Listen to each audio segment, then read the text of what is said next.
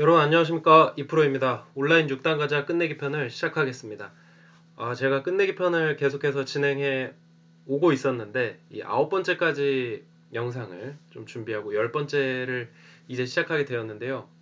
한 거의 일주일 정도 된 것 같습니다. 네, 그래서 쭉 이렇게 이어오다가 좀 텀이 생겼는데 이제 10집짜리 끝내기를 진행하고, 그리고 또 끝내기 편에 대해서 또 미처 다루지 못했던 부분들을 총정리하는 그런 영상들로 준비해 보겠습니다. 네, 바둑판을 통해서 함께 보시죠. 자, 이제 10집 끝내기입니다. 10집 끝내기, 이 위쪽부터 한번 보시면요, 가장 이 대표적인 끝내기라고 할 수 있는 끝내기가 되겠습니다. 자, 백이 이 자리를 잡으면 2집, 4집, 5집이 늘어나고요. 5집이 늘어났죠. 반대로 흑이 잡는다면 이 형태도 흑이 2, 4, 5집이 늘어납니다. 그러니까 이와 같은 개념으로 5 더하기 5가 성립하면서 결국은 후수 10집짜리 끝내기가 되겠습니다. 자, 한번 이렇게 비교를 해보시죠. 이 위쪽에 끝내기가 있고 또 아래쪽에 끝내기가 있습니다. 특히 이 아래쪽의 끝내기 같은 경우에는 굉장히 실전에서 많이 나오는, 그러니까 화점에서 날일자 걸치고 날일자 달린 다음에 백이 이제 막은 끝내기를 한 상황인데요. 여기서 이렇게 두는 것은 과연 몇 집짜리 끝내기가 될까요? 이 위쪽의 끝내기와 아래쪽의 끝내기, 좀 어떤 걸 먼저 할 것 같으신가요? 아마 위쪽은 두 점이 잡히는 상황이고, 아래쪽은 뭐 흑돌만 한 점 잡히는 그런 상황이기 때문에 이 위쪽을 먼저 생각하실 수 있을 텐데요. 실제로는 아래쪽을 두는 것이 더 조금이라도 큰 자리가 되겠습니다. 그리고 최소한 이제 똑같은 값어치가 되겠습니다. 자, 제가 왜 이렇게 말씀드리냐면요, 백이 이렇게 한 점을 잡고 나서 결국은 흑은 손을 뺀다. 그때 여기를 젖혀갈 때, 자, 이거 막는 게 되냐는 거죠. 패기 때문에. 그럼 만약에 막는 게 어려워서 이렇게 뒤로 물러나야 된다면 이 끝내기의 값어치는 12집이 됩니다. 흑이 여기를 막고 있고 이어서 이렇게 끝내기가 된다고 하더라도 이 끝내기는 이제 10집의 값어치가 있습니다. 자, 그러면 이제 이 장면에서 흑 입장에서요, 상변 쪽의 끝내기는 10집으로 변할 이 가능성이 전혀 없고, 아래쪽의 끝내기는 10집이 될 수도 있지만 12집이 될 수도 있다. 그렇게 생각을 해본다면 사실은 아래쪽으로 두는 게 맞겠죠. 근데 이게 왜 10집에서 12집 가치가 되는지 한번 살펴보겠습니다. 자, 흑이 두면 언제나 백은 손을 뺀다. 이 개념을 기억하셔야 되고요. 그때 흑의 권리라고 할 수 있는 젖히고 막고 있는 자리, 선수죠. 끊어잡는 게 있어서 백이 이렇게 하고, 자, 받는 형태가 되겠습니다. 이렇게까지 진행이 된다고 봤을 때, 자, 하나, 둘, 셋, 넷, 5집 또는 이곳까지 7집의 값어치가 있습니다. 흑은 늘어난 집이요.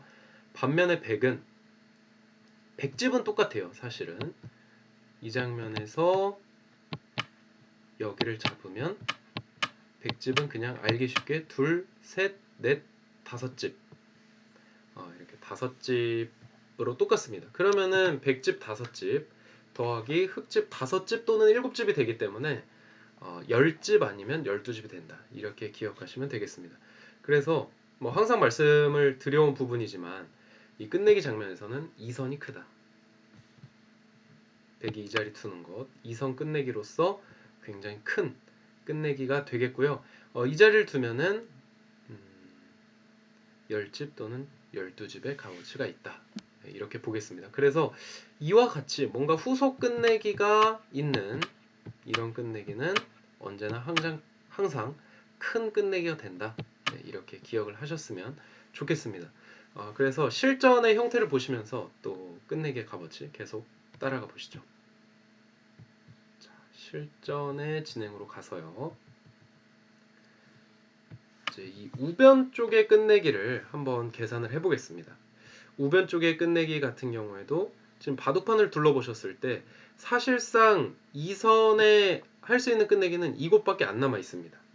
네, 이 자리밖에 없기 때문에 가장 큰 끝내기라고 할 수 있겠고요. 여기를 자 이으면 항상 개념은 똑같습니다. 백은 손을 돌려야 되고요. 흙이 이 자리에 젖히고 막고 있고 있는 끝내기는 흙 입장에서의 권리가 되겠죠. 그래서 이 권리를 흙이 한다라고 계산을 하고 세어보면 자, 백이 여기를 끊어 잡은 것과 비교해서 2집, 3집, 4집, 5집 그리고 반대로 흙이 두면 흙의 집이 하나, 둘, 셋, 넷, 5집 차이가 나는 것을 알 수가 있습니다. 볼까요? 이렇게 두고 끊어 잡고 젖히고 막고 두고 이으면 흙집도 역시 5집 차이가 나는 것을 볼 수가 있죠. 근데 지금의 형태도 사실 앞선 장면에서 설명드린 것과 똑같이 여기를 막았을 때 백이 이렇게 좀 패를 하자고 하는 게 있기 때문에 사실은 흙이 패감이 없다면 이거 뒤로 물러나야 됩니다. 그러면은 이게 12집 끝내기로 바뀌는 거죠. 그래서 참 이게 이거를 하나 있는데 이게 후수 10집 또는 12집 정도의 가치가 있다. 네, 이렇게 생각을 하시면 되겠습니다. 얼핏 보기에는 별로 커 보이지 않더라도 이 후속 끝내기까지 생각을 해보신다면 가치가 굉장히 늘어가는 부분을 아실 수가 있겠고요. 제가 한 집부터 10집까지 계속 설명을 드리고 있는데 결국 한 집부터 한 5집 정도까지는 1선 끝내기가 많았어요. 그리고 6집부터 이와 같은 10집 끝내기로 오니까 역시 2선의 끝내기가 많죠. 그래서 끝내기 순서는 2선부터 진행을 하고 이제 차근차근 1선으로 진행하는 그런 순서가 되겠고요.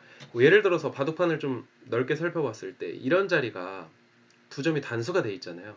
근데 여기서 이렇게 나가고 이렇게 먹는 거 실전이라면 좀 이르게 선택을 하실 수도 있습니다. 하지만 실제로 이 값어치는 4집밖에는 안 돼요.